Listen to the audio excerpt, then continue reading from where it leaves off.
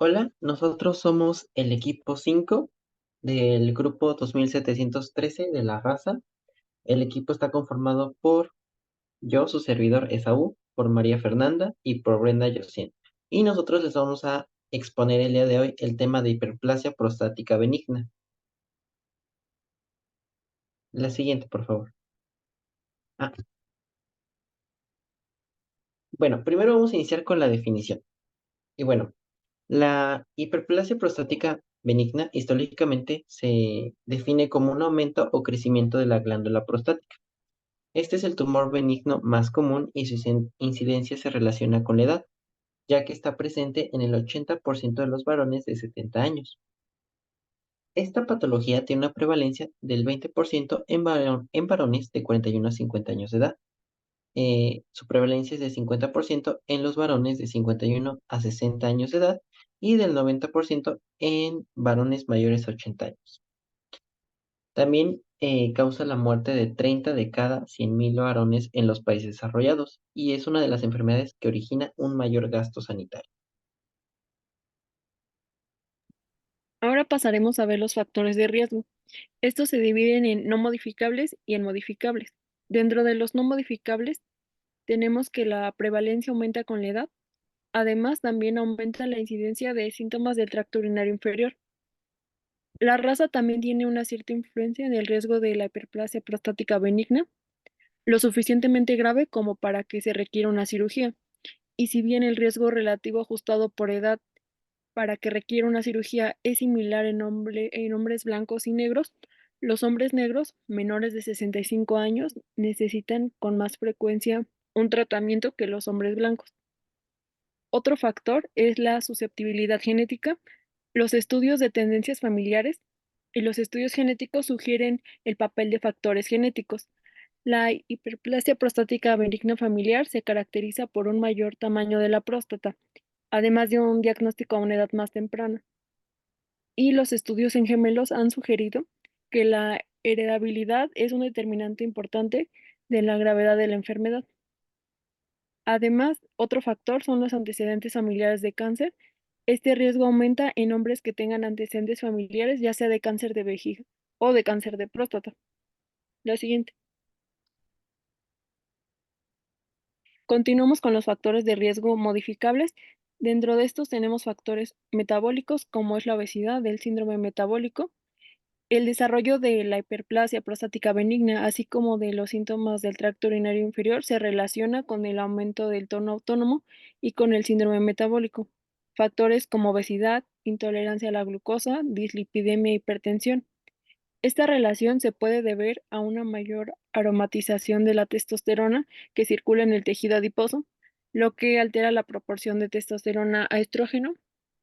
También, otro factor es el consumo de bebidas. Una mayor ingesta de café o de cafeína aumenta las posibilidades de hiperplasia prostática benigna.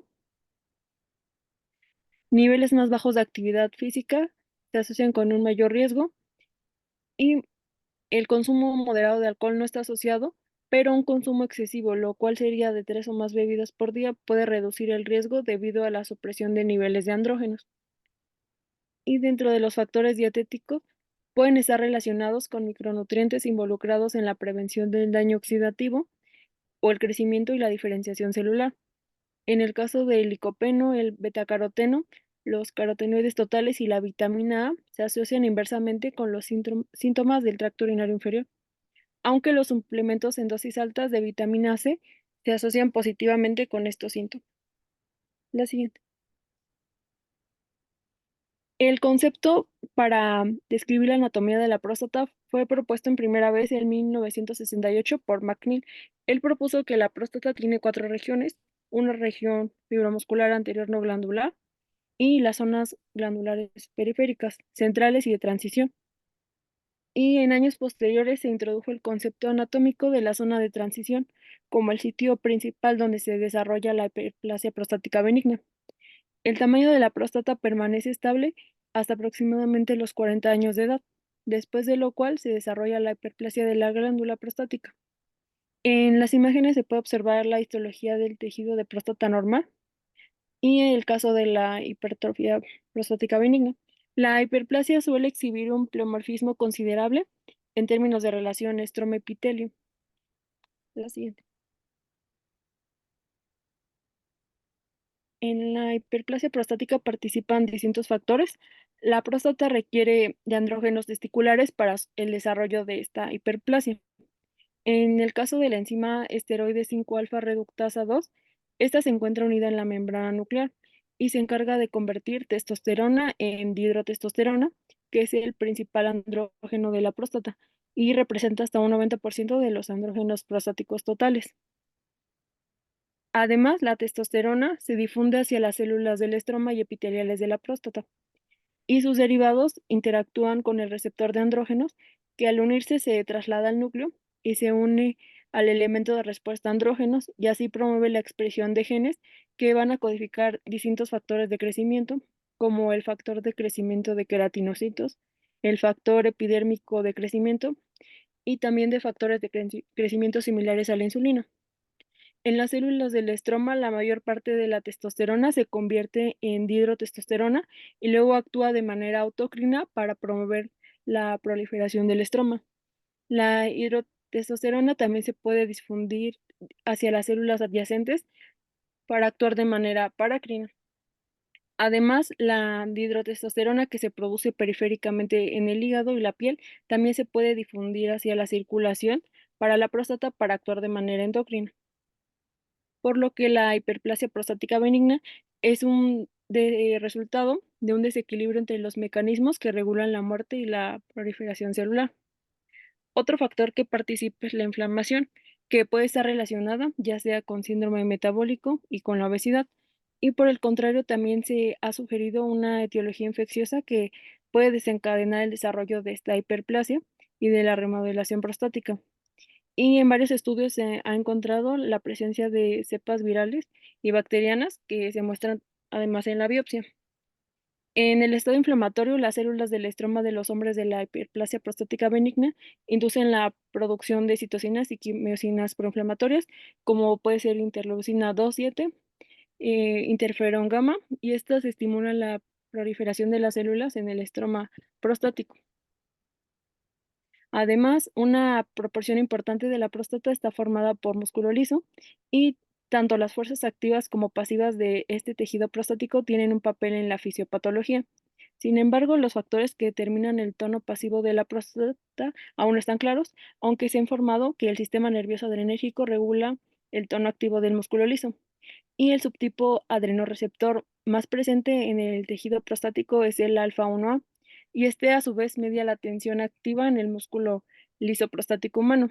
La estimulación de este receptor da como resultado un aumento dinámico de la resistencia ureteral prostática que causa todos estos síntomas de obstrucción de flujo de salida. Y hablando de la vejiga, la evolución de la obstrucción infravesical conduce a la hipertrofia del músculo detrusor y este va perdiendo su capacidad contráctil. Y esta modificación de la estructura muscular también es responsable de un trastorno de la excitabilidad muscular y de una micción imperiosa. La obstrucción progresiva y la pérdida de contractilidad de la vejiga van a causar una evacuación vesical incompleta por micción, por rebosamiento, que a menudo se considera por el paciente como incontinencia urinaria, y el riesgo de retención total de orina aumenta de forma proporcional a los síntomas. Además del aumento de la presión intravesical, este puede inducir a la formación de divertículos vesicales, y las estasis urinarias en el reservorio vesical favorecen a la formación de cálculos y al desarrollo de infecciones del tracto urinario inferior y a prostatitis de repetición. Y por último, la lesión del tracto urinario superior se caracteriza por una dilatación de las cavidades pielocaliciales y a largo plazo puede desarrollar insuficiencia renal. La siguiente. Bueno, en cuanto a la clínica, vamos a tener que el aumento de la glándula prostática nos va a llevar a síntomas del tracto urinario inferior. Vamos a tener dos tipos de síntomas, los obstructivos y los irritativos. En cuanto a los síntomas obstructivos, vamos a tener un retraso en el inicio de la micción, disminución del calibre y fuerza del chorro, micción intermitente o prolongada, goteo posmiccional, retención urinaria e incontinencia por rebosamiento. En cuanto a los irritativos, vamos a tener polaquiuria, nicturia, micción imperiosa, incontinencia por urgencia y dolor suprapúbico. En cuanto al diagnóstico, este lo vamos a dividir en varios pasos. Primero está la historia y el examen. Hay que realizar una buena historia médica y los exámenes completos. Hay que realizar un examen rectal digital, que ahorita lo van a explicar, para identificar pues el agrandamiento prostático. Y en cuanto al examen físico, pues incluir igualmente la evaluación de otras causas de los síntomas del tracto urinario inferior que ya mencionamos en cuadro clínico. Además, es fundamental realizar un diario miccional para instruir a los pacientes en cuanto pues realizar tablas de frecuencia y de volumen urinario o información adicional de otros síntomas de estos para ver los síntomas predominantes de almacenamiento, como lo podemos ver con la nicturia. Siguiente, por favor. En cuanto a la exploración física, vamos a tener una exploración rectal digital, en la cual vamos a observar el tamaño y la consistencia de la próstata.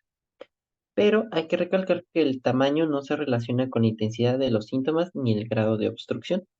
Y bueno, en la hiperplasia prostática benigna casi siempre se produce un crecimiento liso, firme y elástico de la próstata. En cuanto a la gravedad de los síntomas, es importante ver pues los ciertos cuestionarios que existen y uno de estos es pues la puntuación internacional de los síntomas prostáticos. Este es un sistema de puntuación que pues se basa en la presencia y la gravedad de 7 síntomas de esta enfermedad en los últimos 30 días. En esta se calcula pues se suman las puntuaciones y debemos de ver pues cuánto es, ya sea de 1 a 7 sintomatología leve, de 8 a 19 una sintomatología moderada o de 20 a 35 una sintomatología grave. Siguiente, por favor.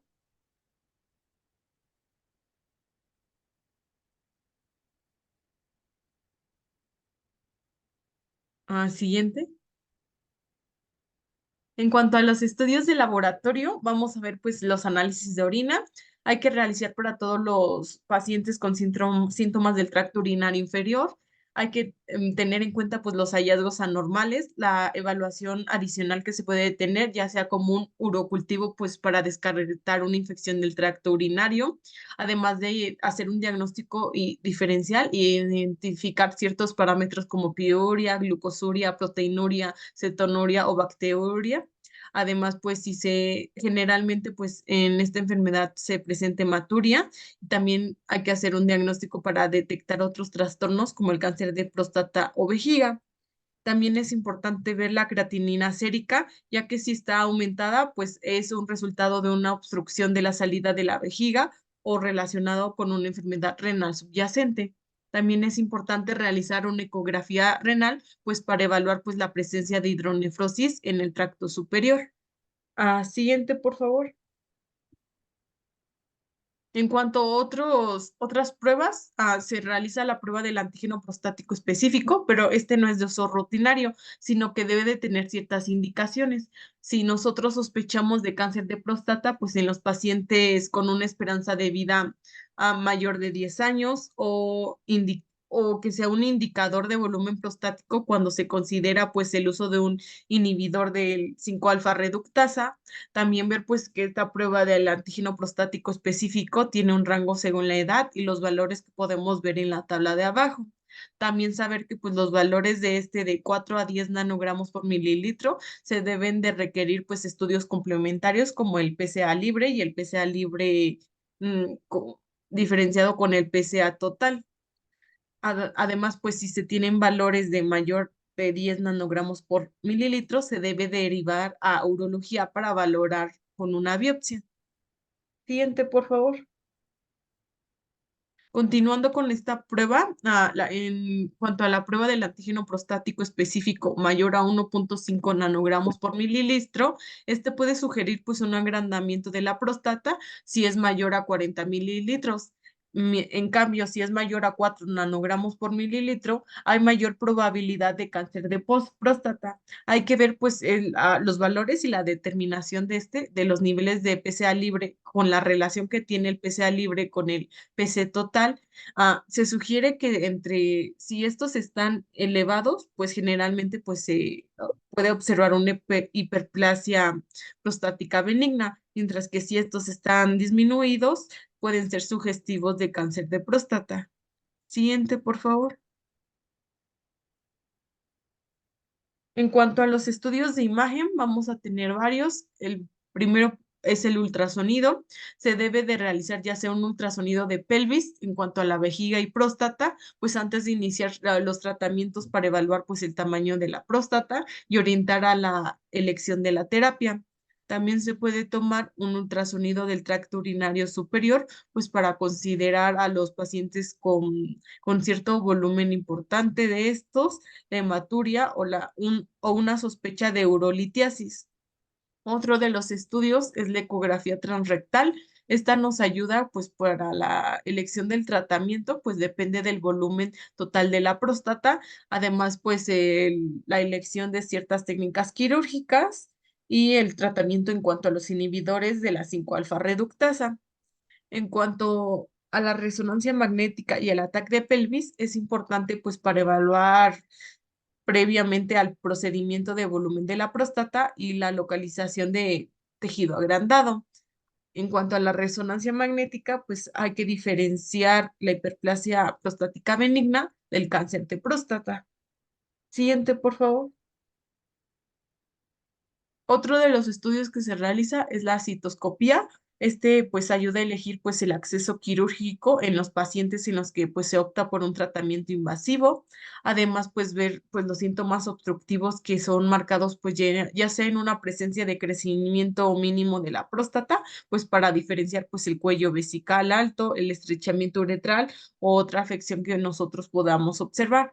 Además, si se acompaña con hematuria, pues es obligada para descartar otra enfermedad vesical. Siguiente, por favor. En cuanto pues a los estudios urodinámicos, aquí encontramos dos. El primero pues es el volumen residual posmiccional. Este se da de acuerdo pues a las medidas de retención urinaria que se puede evaluar mediante un escáner de vejiga, una ecografía abdominal o un cateterismo directo. Las indicaciones son pues pacientes que sospechan de cierta obstrucción, considerar pues antes de un tratamiento con agentes antimuscarínicos y también ver que pues el volumen residual posmiccional mayor a 50 mililitros es anormal, pero si es mayor a 300 mililitros puede ser una posible retención urinaria. En cuanto a la uroflujometría, este pues es para documentar una obstrucción. Si es esta obstrucción, debe de ser menor a 10 mililitros por segundo. Además, si se cuenta con un bajo flujo máximo, pues esto es sugestivo a una obstrucción del tracto urinario inferior, una hipoactividad del detrusor, o vejiga insuficientemente llena. Siguiente, por favor. En cuanto al diagnóstico diferencial, se identifican varias causas que nosotros debemos pues de tener y diferenciar sobre estas. En la guía de práctica clínica pues se menciona la prostatitis, el cáncer de próstata, la cistitis, el cáncer de vejiga, litiasis vesical, un divertículo vesical, una vejiga hiperactiva, uretritis y una estenosis uretral. En cuanto a otras causas de agrandamiento prostático, pues son las que ya se mencionaron, más el absceso prostático, otras otras causas del síntomas del tracto urinario inferior, pues una obstrucción de la salida de la vejiga neurógena, hipoactividad del detrusor, infección del tracto urinario o usos de diuréticos. Siguiente, por favor. En cuanto a este algoritmo, es de la guía de práctica clínica, es para ver pues el abordaje del paciente con síntomas del tracto urinario inferior mayor a 40 años. Se tiene como primer punto pues la historia clínica y anamnesis, el uso de las escalas que ya mencionamos, la exploración física de abdomen, genitales y tacto rectal, los estudios de laboratorio, los estudios de gabinete. Además, pues diferenciar pues el envío que nosotros podemos hacer a segundo nivel pues por sospecha de cáncer de próstata o ver pues el diagnóstico para diferir a un tratamiento quirúrgico o a uno específico de acuerdo a cada condición, pero los síntomas si son moderados, severos o grados para evaluar pues los riesgos, beneficios y alternativas, al igualmente pues ver el diagnóstico diferencial de de esta afección. Siguiente, por favor. El tratamiento médico está indicado en casos de pacientes con hiperplasia prostática benigna no complicada y aquellos con síntomas del tracto urinario inferior moderados a graves. Hay dos objetivos principales de este tratamiento. Uno es mejorar la calidad de vida reduciendo los síntomas y además de disminuir el riesgo de complicaciones y el uso de cirugía. En cuanto a las modificaciones del estilo de vida, se pueden tomar acciones que incluye evitar líquidos antes de acostarse o antes de salir, reducir el consumo de diuréticos como la cafeína, alcohol y orinar 2 veces para vaciar la vejiga.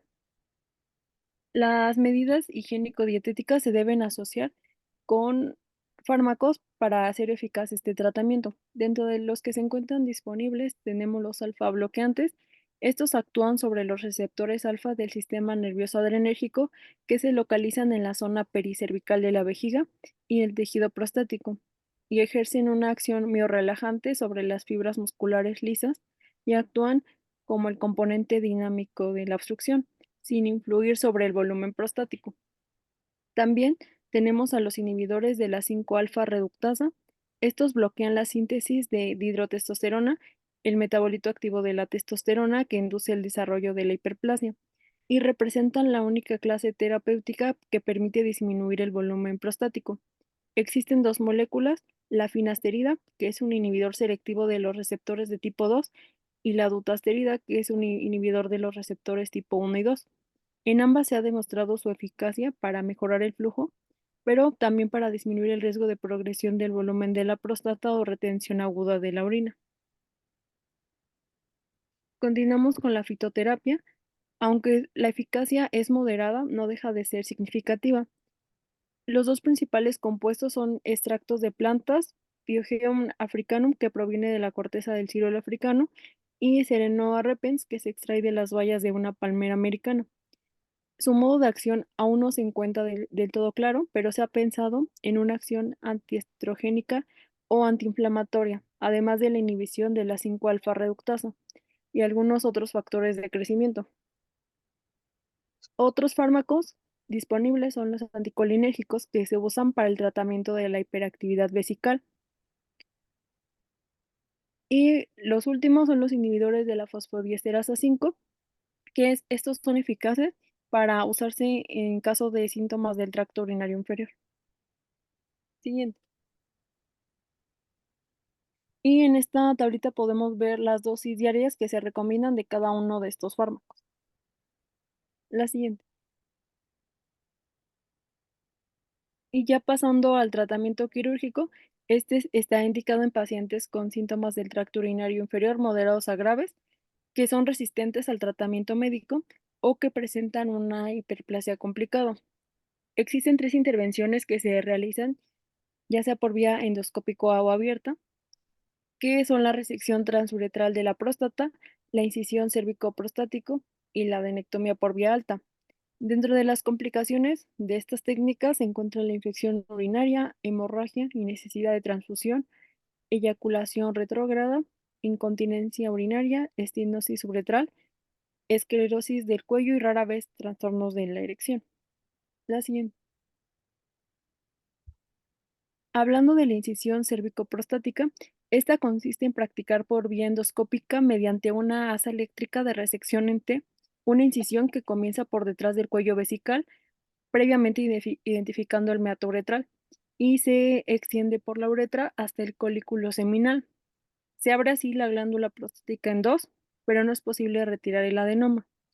La conducción de la corriente en la vejiga requiere el uso de glicocola, que es un líquido de irrigación hiposmolar, y esta técnica es rápida y se reserva a pacientes jóvenes con pequeños volúmenes prostáticos menores a 30 gramos. La siguiente. Continuamos con la resección transuretral de próstata monopolar o bipolar. Esta consiste en practicar por vía endoscópica mediante una asa eléctrica de resección distinta a la del caso de la incisión cérvico-prostática, una expresión progresiva del adenoma en forma de virutas. La irrigación se efectúa igualmente con glicocola, que a veces se reabsorbe hacia la sangre y es responsable de una considerable hiponatremia. Sea cual sea el tipo de resección transuretral, al final de la intervención se continúa con una hemostasia minuciosa y se coloca una sonda uretral de doble corriente con lavado vesical que se deja durante 1 a 3 días. Esta se recomienda que se use en casos de un volumen prostático inferior a 80 gramos. Siguiente.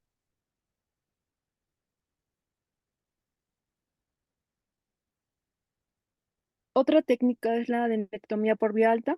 Esta consiste en una exéresis del adenoma prostático por la parotomía.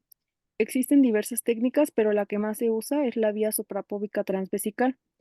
A través de una talla vesical se nuclea el adenoma con el dedo, manteniendo un contacto con la cápsula prostática. La hemostasia se efectúa con hilos quirúrgicos, se sutura la vejiga, dejando una sonda vesical durante varios días. Y esta se recomienda en caso de un volumen prostático superior a 60 gramos. La siguiente. Estas son las referencias que utilizamos y ya sería todo de nuestra parte. Muchas gracias.